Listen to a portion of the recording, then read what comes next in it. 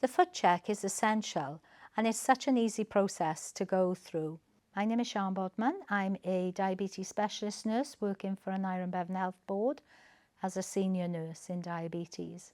For your practice nurse, your GP, or maybe even a district nurse to examine your feet, they need you to be wearing easy to remove clothing, so a pair of socks and a pair of shoes, so that they can look at your feet and examine your feet.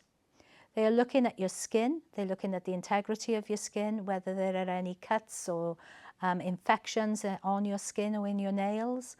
They are looking for good pulses in your feet to check how the circulation is of your feet.